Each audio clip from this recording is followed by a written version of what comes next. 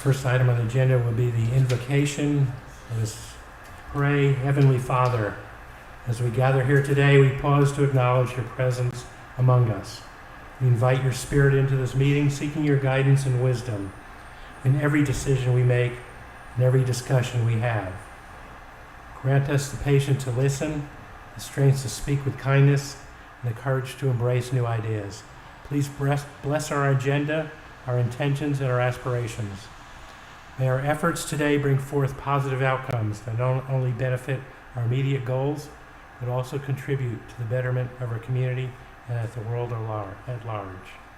As we proceed with our meeting, we trust in your divine wisdom to guide our paths and illuminate our minds. May the spirit of cooperation and mutual respect pervade our gathering, leading us to faithful and meaningful outcomes. In your holy name we pray. Amen. All right, please stand for the Pledge of Allegiance. I pledge allegiance to the flag of the United States of America, and to the republic for which it stands, one nation, under God, indivisible, with liberty and justice for all. Thank you. Next item, determination of a quorum. Call your name. Please signify by saying aye. Tamika White. Aye. Ernestine Stovall Goolsby. Aye. Leslie Lambert. Aye. Hal Ford. Aye. Ariel Palmer is not here with us this evening, and neither is Tom Harrison. Okay. Next item is the approval of the agenda. Entertain a motion. I recommend that we approve the agenda as indicated. I think there was actually one for Tom indicated that we put in, I guess it's 8, right after 8 for commission comments. We on the freshly print out the board agenda. Board comment is on the agenda. It's just not in your packets, but it is on the agenda. Okay. So that would be on the one you have number 9, and then 10 would be the adjourn. Okay. Okay. Okay. With I that recommend we noted. approve with the modifications. Okay. Second. Second. Any discussion? Okay. All in favor say aye. Aye. Any opposed? None opposed. There are no approval of the minutes. There's no minutes, so we'll move on to that. Commissioner, I just want to explain the reason for the absence of the minutes. Staff is working on software to produce a more detailed account of the minutes requested by the commission. So we are working on that right now. So we'll have a more detail of the last 2 meetings, or sorry, last 3 meetings as you requested from Mr. Harrison from last meeting. Right. So I just want to explain that absence of the minutes. We are still working on those, and trying to compile those in the more detailed way that you requested. Excellent. I know it's some amount of work, so but I appreciate you all doing that. Okay. All right. The next item would be the rules of procedure for public hearings. Each speaker must sign their name to the appropriate zoning case sheet and fill out a public comment card to register their intent to speak prior to the start of this meeting. Each item of business shall be handled in the order that it appears on the agenda, unless upon motion of the Planning Commission the order is changed. A member of the city or county planning staff will present each item to the Conyers-Rockdale Planning Commission and will further provide a recommendation upon each item of business. The zoning applicant or the agent will state their name and address at the podium and will have 10 minutes in which to make his or her presentation. Any portion of their 10 minutes may be reserved for rebuttal following the opposition to the application. After the applicant's presentation, all registered speakers who wish to speak in favor of the application will then be heard. Prior to speaking upon the item, each registered speaker will state their name and address at the podium. They will also be limited to a total of 10 minutes. Once the applicant has made his or her presentation and the speakers in favor of the application have been heard, the secretary will then call upon the registered speakers in opposition to the application. The opposition shall likewise be limited to a total of 10 minutes. Once the public hearing portion is closed, no other speakers will be heard. As a reminder, speakers are to address the Planning Commission, not the applicant or the audience, and are expected to conduct themselves in an appropriate manner. The use of abusive or profane language shall not be allowed. No debate or argument between speakers shall be permitted. After all public comments have been heard, the Planning Commission may elect to hold general discussion. The Planning Commission will vote upon a recommendation that will continue forward to the City of Conyers City Council or the Rockdale County Board of Commissioners public hearings. Thank you. Old business, none. New business, City of Conyers, item C1, case number 2023, ordinance 1342. The purpose is a request for a text amendment to section 8-7-41, table 2, principal permitted and special uses to add group homes in the downtown edge suburbia of the downtown zoning district with approval of a special use permit. Applicant is Corey K. Hambrick. Good evening, Planning Commission evening. members. Again, this is a request for a text amendment to Section 8-7-41, Table 2, the principal permitted uses to add group homes to downtown edge sub-area. So the applicant's stated purpose for this amendment is to add group homes in the downtown edge with approval of a special use permit to engage with the Department of Family and Children's Services for the specific benefit of the Hambrick Foundation Incorporated. A little background on the property. The applicant owns the property at 1012 Institute Street, which is within the downtown edge sub-area of the downtown district. He would like to establish a group home. However, this location is not identified as a permitted or special use within the sub-area. The downtown edge sub-area is intended for single-family residential development with commercial uses limited to bed and breakfasts. A group home is defined as a residential care facility other than a personal care home or transitional housing facility that is intended for persons with special needs. In addition to providing food, shelter, and transportation, the group home may also provide foster care, protective custody, rehabilitation, social services, or counseling. Adopted supplemental use standards for group homes are found in Section 8-7-92BB of the Conyers Municipal Code of Ordinances. You can also find that on page 2 in the staff report that was provided to you. So currently, here's the permitted use table. You can see that group home is not listed within that residential category. If this text amendment was approved, it would add group home as a special use within the downtown edge. If anyone was to apply for a special use permit for a group home, they would have to comply with the supplemental use standards that the city has currently adopted. This is the zoning map. This shows the downtown edge sub-area in that tan color. And staff does supports the request to amend Section 8-7-41G, Table 2, to allow group homes in the downtown edge sub-area of the downtown district with approval of a special use permit. If you have any specific questions for me, I'd be happy to answer them for you. Also, the applicant is here as well, so he may be able to answer any specific questions that you may have. Any questions? Yeah, I have a question. I was wondering if someone could walk me through the operation of this group home and how is it managed on a daily basis?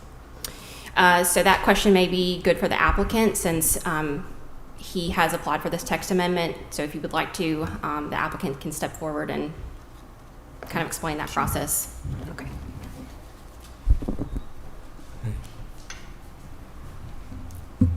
Good evening, Planning Commission. My name is Corey Hambrick, and thank you guys for having the opportunity, or giving me the opportunity to address you all this evening. The application, as stated by staff, is to seek just the text amendment, obviously, so that anytime someone wanted to be able to have it, that be the pleasure of course, yours truly and the city, would be able to approve a special use permit. Obviously not to change the usage, but it would be at the discretion of the council and this board to not only allow it, but to continue to approve it for any additional individuals that want to come forward. Mr. Ford, to answer your question, what we at the Hambrick Foundation, we've seen a lot of our youth, specifically in Rockdale County, they just don't have direction. And one of the things that we do on a yearly basis with the Hamrick Foundation is we provide opportunities to give back to our young people by way of a gala that engages every single year around Martin Luther King Day. A lot of our elected officials come out and we actually provide scholarships to these young people who engage academically in their particular areas of study. One of the things that we found with the Department of Family and Children Services is a lot of our young men specifically, which is what this home will be used for, they are displaced and or they're orphaned. They found themselves on the street. They found themselves doing all type of things that may end up being in the category of unlawful. So we have a vision, and we want to call it the Hambrick House of Hope. I have been blessed as a young African-American male, born in the inner city by a single black female, to have been afforded to matriculate, go to college, and be able to serve my community. And I want to be able to afford some of these young men who don't have families an example to be able to mirror that and to be a benefit of serving their community. There will not be a live-in person. However, we will have around-the-clock management staff. We did not desire to have a live-in person because of liabilities and things of that sort, but it will be shift staffs that will be managed, obviously, by myself and staff. But it will also, in terms of liabilities, legalities, and things of that nature, be held accountable to the Department of Family and Children Services, which is, of course, by the state of Georgia. The purpose is for them to live in home. On the corner of Institute, and that's not Peak Street, but I think it's Railroad or whatever street that is, there's already a senior living that's there on that same street. Beside us, there is an antique home that's there. And in our study, instead of actually trying to rewrite the actual ordinance and adopt because there's only one house, I believe, or two between the home that we have and another business that is similar in nature. And so what we wanted to do was not, of course, to engage the community and bring negative aspects. We will even pro-ball the young men. We're not talking about young men from the Department of Juvenile Justice, not that they are any less important, but we're talking about DFACs with some of these young men in our community that we will seek from the community of Rockdale that for whatever reason their family situations is unfortunate and they don't have anyone to continue to look after them. So that's ultimately the vision. What's an antique home? I'm not aware. You said antique home? Yeah, there's a home next door to the property. I believe it is a business where they sell antiques and things like that right next door. So it's a business right next door. There's other businesses, which for the sake of this meeting, I won't name, that's on the street as well. So that's what we thought it would be a good fit. Well, I know for the sake of this, we're only approving the text amendment, not Yes, sir. specifically a special use permit, but since you're here, you're talking about your specific, do you get funding for the Department of Family and Children's Services for?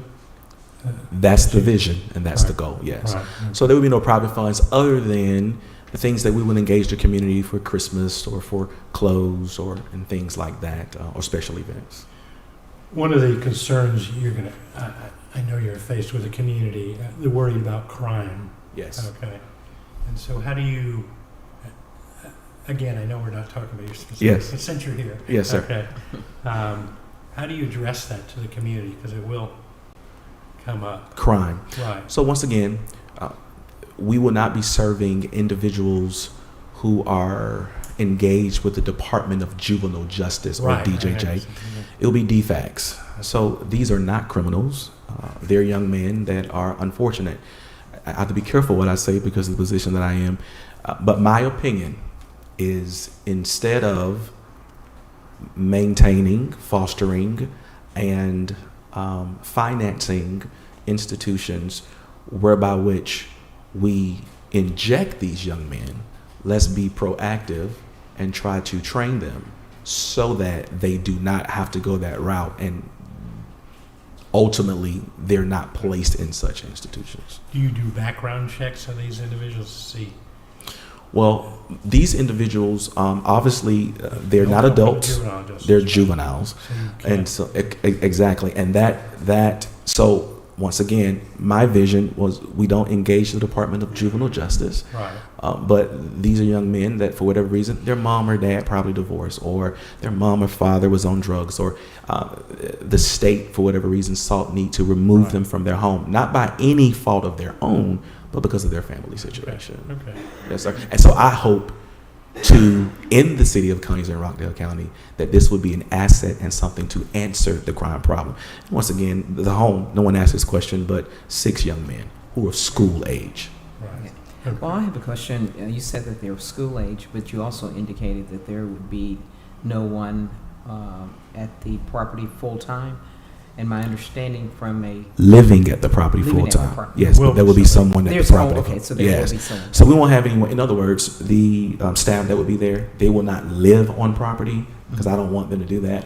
However, there will be someone at all times there. Oh, okay. Okay. Yes, that's employed. And once again, the Department of Family and Children Services, they are very adamant and strict about the guidelines by which they oversee such a home. And not that anyone really knows this, but some of the case in fact is some of these young men are currently being housed in our extended stays here, and they're being housed also in hotels here, and there's a great need for it.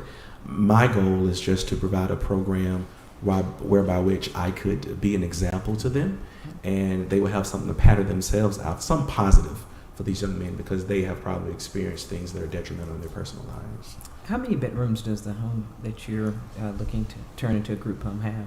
It has 3 bedrooms. 3 bedrooms. Yes, 3 bedrooms, and we've done some remodeling within the codes and the allowance of the historical society. And you're going to Say have that. how many residents? 6. 6. So it will be 2 young men per room.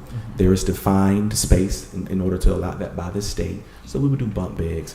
And I will add that there is an outside shed, and what we're planning on doing is giving them the project to turn that outside shed into somewhat of a game room for them, so that we can get some type of buy-in, if you will. They can have a project themselves that they're proud of, and to be able to work with their hands a little bit under the direction of a contractor, so they can build their own shed in the back. Okay. Have you Yes. spoken with the neighbors? I spoke with one neighbor across the street, and I did tell them that our plans for it too, because we were going to use it for something else that would be commercial. And at that point, they were they said we're familiar with you, we know your work, and we don't have a problem with that. This specific actual plan for it, no, we have not discussed that with it, but they knew we was going to use it for commercial purposes. Thank you. Yes. And out of curiosity, the parking is behind the home current, Yes. or will be, I guess. There's adequate parking behind. It's paved behind the home, so there will not be parking on the street. There is a driveway that leads to around the back of the home, and there's adequate parking for a vehicle and whoever, of course, would be on duty at that particular time. Thank you. Yeah, one Any other question. Ms. Lambert? So these young men are, I assume, what age are you looking at? Teenagers, so between Uh-huh. the age of, and the way that it'll work is the Department of Family and Children Services will get in contact with me for anyone who they feel will be a good fit based on what I submit to them. If it's something that I believe that will work for us, then between the ages of 12 and or 11, and of course 17, of course you're emancipated after you graduate from high school. The good thing about this program, what I've produced or what I've offered to the Department of Family and Children Services, is our goal is to not only have orphans or young men that don't have families, but to teach them and to train them. So one of the things that I want to do is open up IRAs, traditional IRAs, or perhaps Roth IRAs for these young men, so that when they are emancipated, some of the monies that I would have received by the state, they don't know it, but I would have put it inside of an account for them, so that when they leave our program, whether it's to college or into the world, and I will note this, if they're to go to college, I was told that they can elect to still be with our program, but they have to be in another home, because they can't be in the same house as the other young men. But growing up, I used to work at a funeral home, and little did I know that the owners of the funeral home, for those of us who were young, they just put $50 inside of a IRA. It was Liberty National at that particular time. And Fidelity. It was Fidelity. And now for me, that $50 has turned into something totally different. And so I want to turn around and give that opportunity. And what it taught me investments. It taught me to think for the future.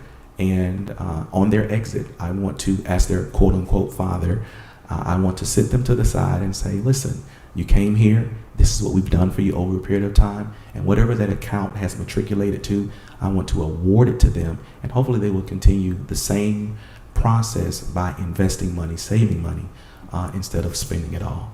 So between the ages of 11 or 12 and 18, and then they will then, obviously when they graduate or they get out of school, then they'll be free to either go to college or start their lives. I'll also say, that we will engage with partners in the community, people like Cash, for example, that have robust programs for youth to teach them what it means to work, to teach them what it means to value a dollar, right, and to be awesome, because that's just what we believe in. Just want to be an example and try to engage them as best we can. Just once again, as a solution to the problem in our community, as opposed to not giving them any options at all. Will the employees that come here, will they be licensed? Will you require that, what's the background as far as supporting them, having the skill set to assist? In my opinion, the success of any program is the people that's on the team. And so one of the things, the Department of Family and Children's Services, the guidelines and the rules are this thick, they even demand that the people who are on staff, that they engage several levels of training to include CPR, to include management in terms of their ability to deal with anger and things like that, so that we don't have anyone over there adding to the problem instead of course, offering a solution. Yes, they have to have background checks done on every single employee, obviously to make sure that we're not employing people that have had issues with young people in the past, and that's both criminally to include sexual and things of that nature. So yes, ma'am. So would it be educational requirements, Yes. degrees or something? For the person responsible, you have to have a bachelor's degree, of course, at the minimum. That would be me. I have a master's degree, so we're able to click that. Everyone else has to have a high school diploma, obviously, at the levels of the residential assistants who's there. Obviously, there will also be a residential manager, and that residential manager and or director has to have a college degree.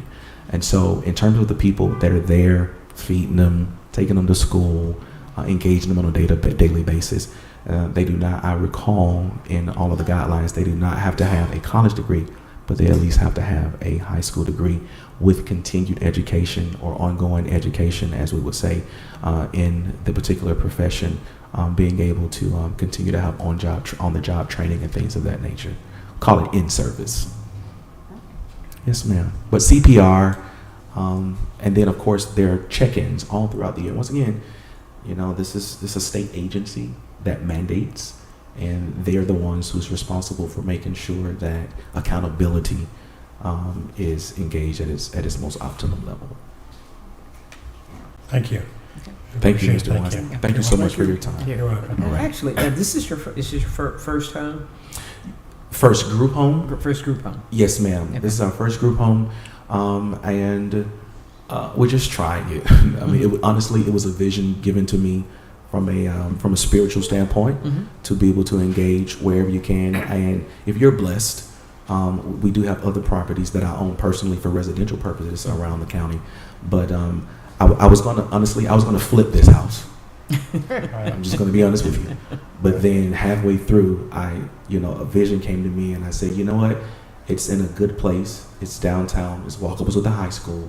Let's use it, not to necessarily flip, but let's use it to give, other people, young men specifically this time, a place to be able to call home. Thank you. Thank you. Appreciate it. Thank you guys so much. Thank you. Okay. Yes, sir. Just, is there anybody signed up to pose? Just to remind the commission, that we got information, what he's planning. What we're voting on today is a text amendment, and whoever comes, Mr. Hambrick or anything, would have to go through the special use permit process to be approved. And I'll pull the zoning map back up again, just so that you can, I'm sorry. see the downtown edge area. Sorry, Are you ready to accept questions? I'm sorry, I can't hear you. Are you ready to accept questions? I just had a question for you. Sure. I noticed that there's a personal care home registers indicates 1 to 3 persons, and in group homes it doesn't have any stipulations on the number of people. Six. But it's not here. It's not on the permitted use table, but if you look within the supplemental use standards, it says no more than 6 residents, not including caregivers. I mean, can we put it on? So 6 no matter what, who come up, not Correct. just Mr. Hamburg. Correct. Anybody who intends to open up a group home is limited to 6 residents. I guess what she's referring to, the other ones, we know it's 6. The other ones will say 1 to 3 persons, and just putting That 6, modifying up the to table to 6 persons. 6. Right. Is that what you're saying? Yes. Yeah, okay, right. Okay. Simple thing, okay, all right.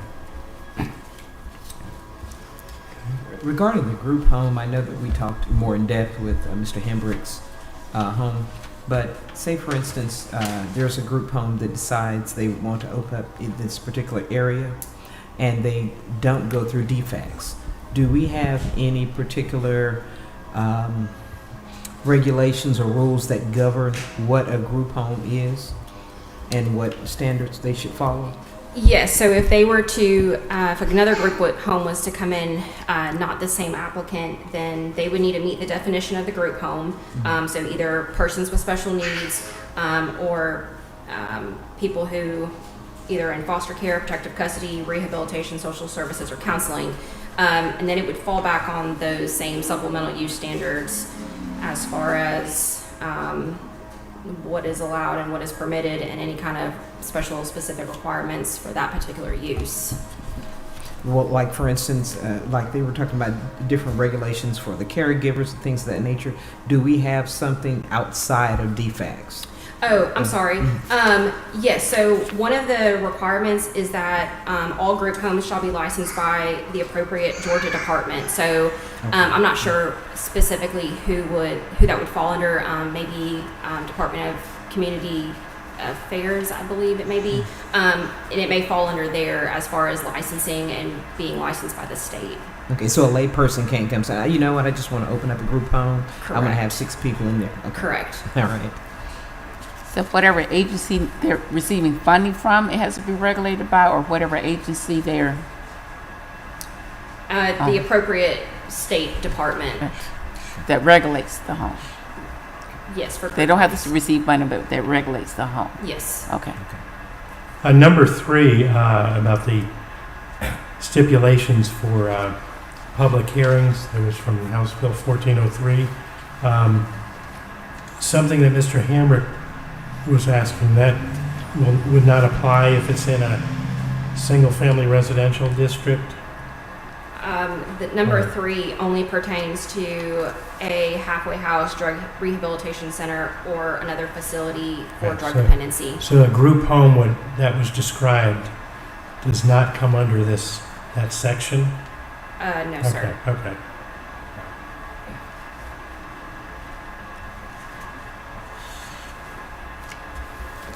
But you are saying that a group home could be considered one of these, in the definition of a group home. It could be, and then in that case, then it would follow those hearing standards. Okay. But everyone has to be regulated by a state agency, a federal Yes. agency. Okay. Mm-hmm. And just one other question. You was stating that rehabilitation, so that would be from juvenile delinquents. If they would go into that category once they come out, would they be considered?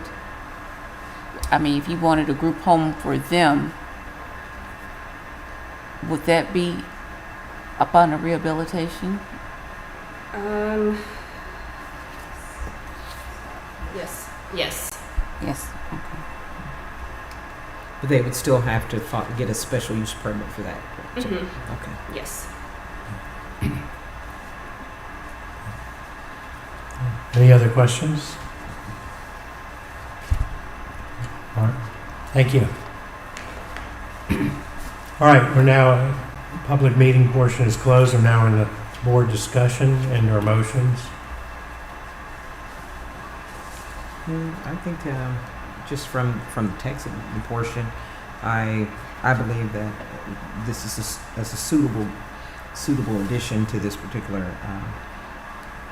land. What is it? Suitable use to this area, the downtown Right. edge district. Okay. Downtown sub area. So you're making a motion? Are Okay. we ready? All right. No, was there any other discussion? No, I want to make sure that there's a limit on it. And it is a limit. Just it's that 6 persons is the limit. So it is. Right. Okay. Oh, I'd like to make a motion to approve the request for a text amendment to section 8-7-41, table 2, principal permitted and special uses to add group homes in the downtown edge sub-area of the downtown zoning district with approval of a special use permit. All right, motion to approve. There's a second. A second. Second by Al. Any further discussion? All in favor signify by saying aye. Aye. Any opposed? None opposed, motion passes. Okay, moving on to item C2, case 21-2023, ordinance number 1343, the request for special use permit to establish the use of storage tanks, bulk. Location 1128 Brett Drive, applicant Brothers Georgia Wildcat Paving, LLC. Thank you, Mr. Chairman. So the site is located within Conyers Industrial Park at 1128 Brett Drive. The site is situated on 2.07 acres, currently developed with an 18,000 square foot warehouse that was constructed in 1997. It's most formally been used as the AJC warehouse, and they've moved, I believe, in 2022, and it has now become vacant until the applicant has now occupied the building. The subject property and all adjacent properties are zoned ID, which is our industrial distribution district, and all the surrounding and adjacent properties are currently utilizing those parcels for industrial type businesses. You can see here on the zoning map, the purple signifies the industrial distribution district. So for special use permits, it is to provide for uses that are generally compatible with the characteristics of a zoning district, but that require individual review of their location, design, intensity, and configuration, and public facility impact to determine the appropriateness of their use for any particular site and their compatibility with adjacent uses. Special uses may also require the imposition of additional conditions to make their use compatible.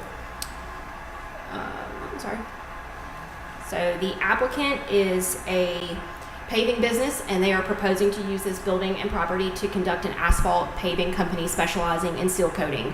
Within the application, the applicant states that the daily operations will consist of office functions related to the business operations, and on site will be storage of vehicles and equipment related to asphalt paving, such as but not limited to dump trucks, paving machines, and other equipment.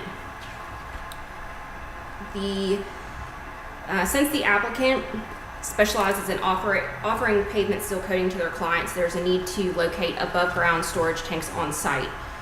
The Conyers Municipal Ordinance defines storage tank as an above ground container used for the storage of large volumes of liquids, solids, or gases, which may or may not include such flammable materials as petroleum. In order for the applicant to perform their required operations, they are requesting to install 2 separate storage tank areas, including an asphalt seal coat storage tank, gasoline, and diesel tanks. The one seal coat storage tank is 10 by 20 and approximately holds 8,000 gallons of pavement sealer. This tank will be surrounded by a 3-foot concrete block wall for spill containment. The 2 gasoline and diesel tanks are 4 by 11, each hold approximately 1,000 gallons of fuel. These tanks will be placed on a concrete pad located approximately 50 feet away from the building.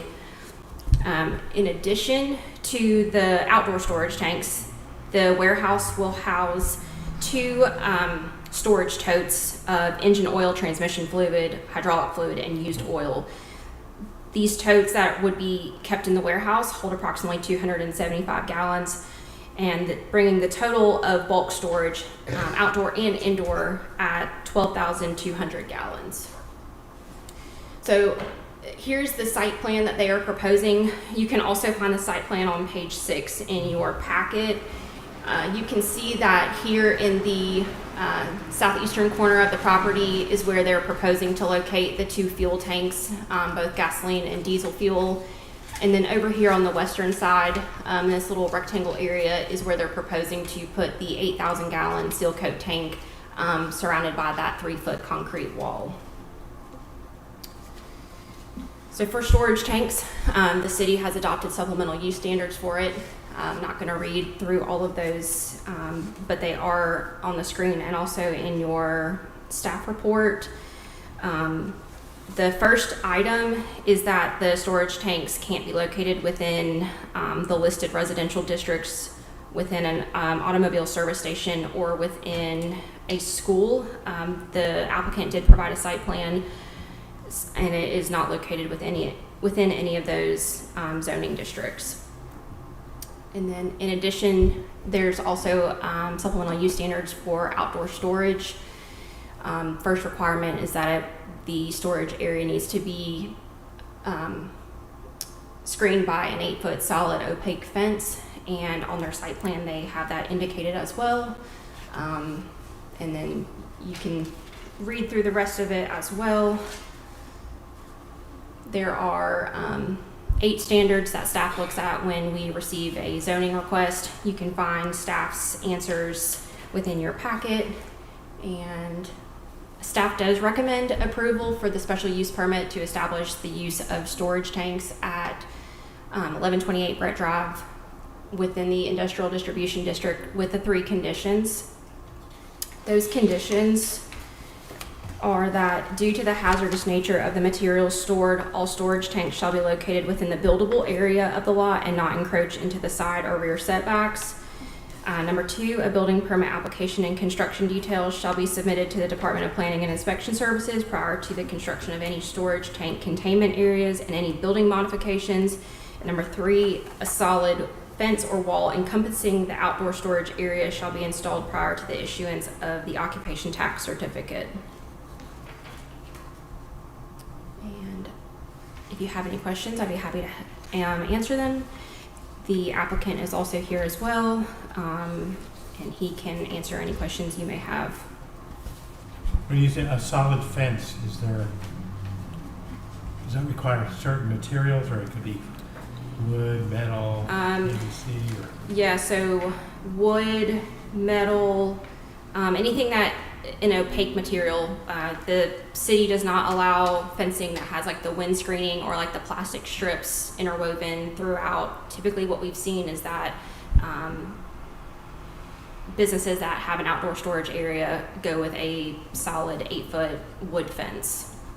How do you manage that? Because we know wood fences rot, deteriorate eventually. So does the county inspect that, make sure that's maintained, or?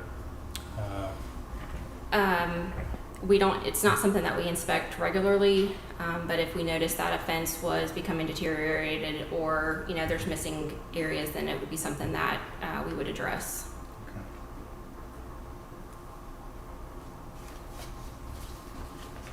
If you don't have any Other more specific questions? questions for me. Who would hold or have or govern the spill prevention plan?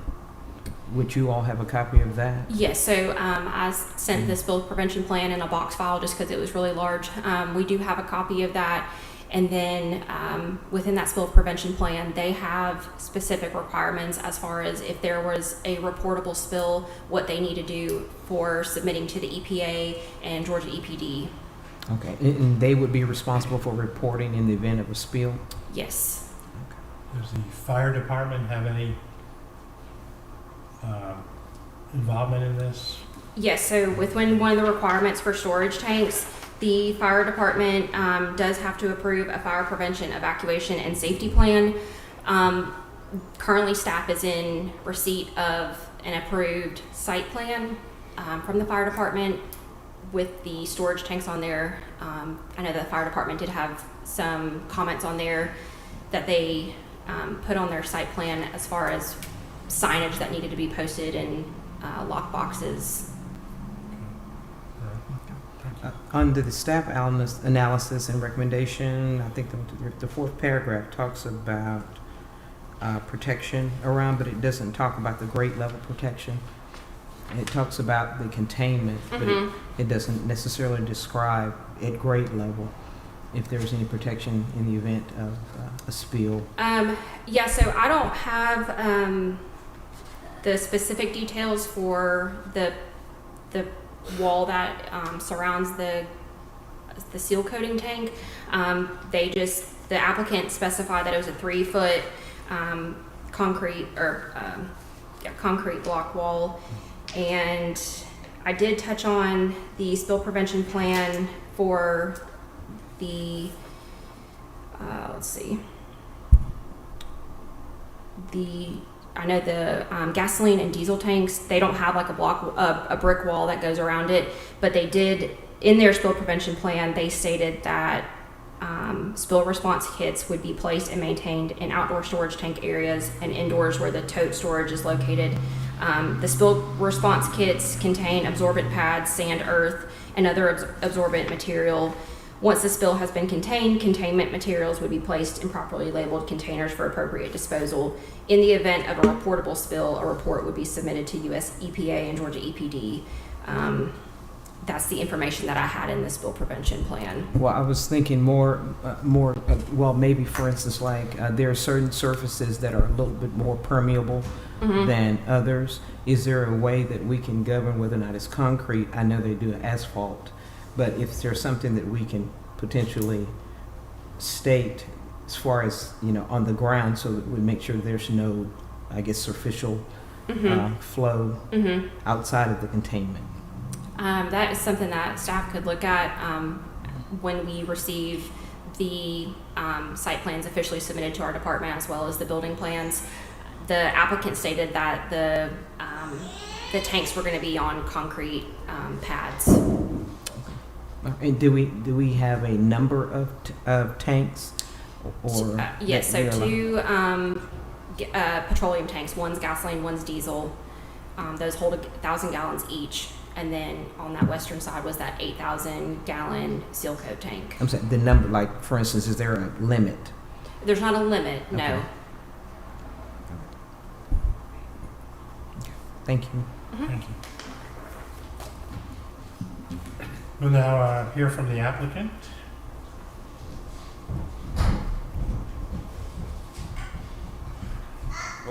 Good evening. My name is Ian Cohen. I'm the current president of Georgia's Wildcat Haven.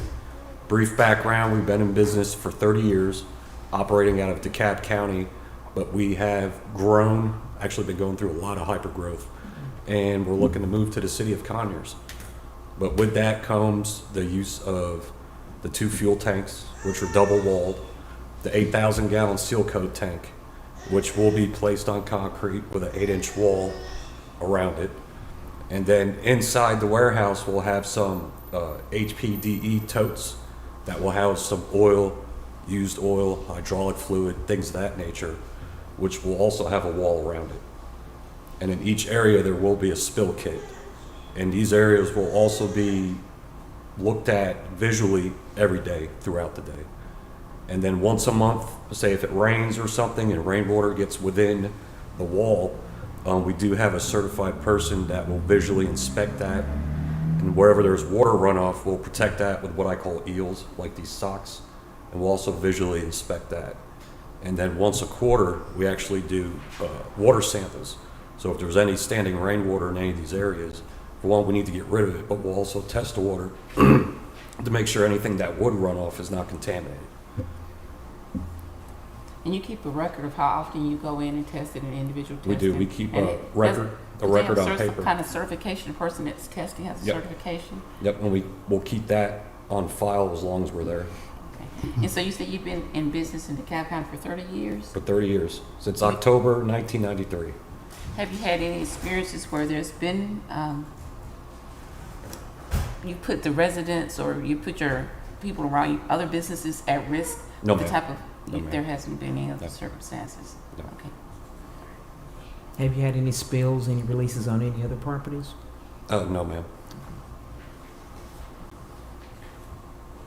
Is there something that on the vehicles designate what's in the vehicles in case there's an emergency or fire or? Every one of our Type of, vehicles is equipped with a fire extinguisher, and Cintas actually inspects them, every so often to make sure they work and they're tagged and they're up to date. And they also, they have first aid kits and everything of that nature. In the warehouse alone, I believe we have about 8 up-to-date fire extinguishers. What area do you cover with your business?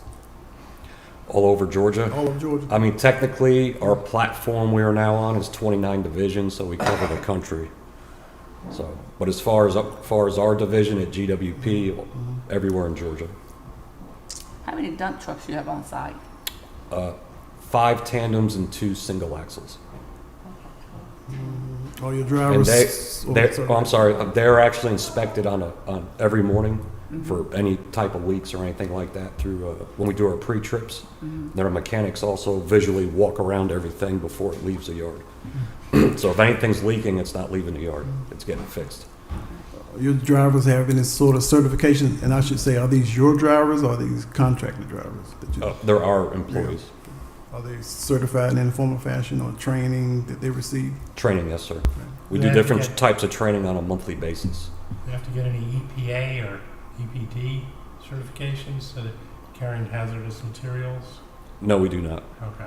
But we have been audited by, actually, which was funny, by the IRS recently, or by OSHA, or DOT has actually comes in once or twice a year and does an audit with us to make sure everything is on the, is good to go.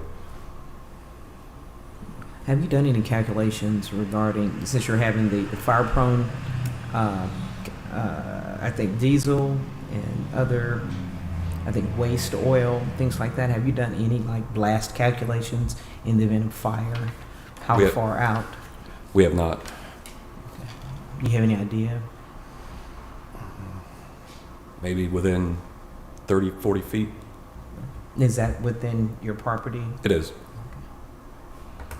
And do you have any need for like more than the 4 tanks that you're talking about? No, ma'am. So if they put a cap on the number of tanks that you have on site, you would be okay with that? Yes, Okay, ma'am. Restriction, okay. And it's actually 3 tanks.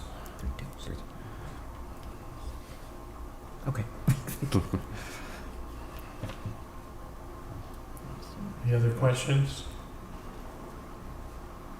Thank you. Thank you. You have anybody signed up to speak? Nope. Okay. Well, all right.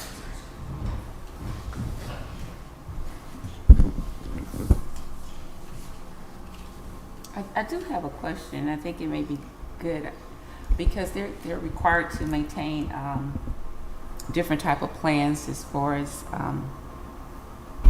fire and all, EPA, whatever. I think it's important that they maintain. It's required that they maintain how often the data records for when they test and they go on a weekly basis. Those that should be a mandatory that they maintain these records because that'd be the first thing someone with the fire department may come in and pull. And so it'll be a requirement that these records are updated and maintained. We actually have an individual at our headquarters in Virginia that comes down from time to time that's certified, and she'll actually walk the property. Because I think it should be part of this requirement that those records are maintained. Okay.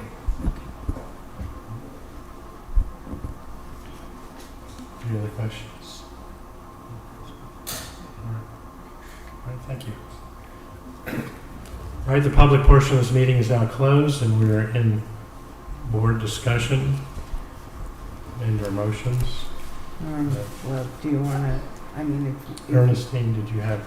do you want to condition that? Or? Right. Yeah, I want to condition that Okay. that the data records are maintained or updated on a monthly basis. And do we want to condition Storage tank tank? number? Storage tank limit? Storage tank numbers? And that wasn't particular for me, but I just, No, I think it's okay. No. And there's restricted to 3 storage units as proposed.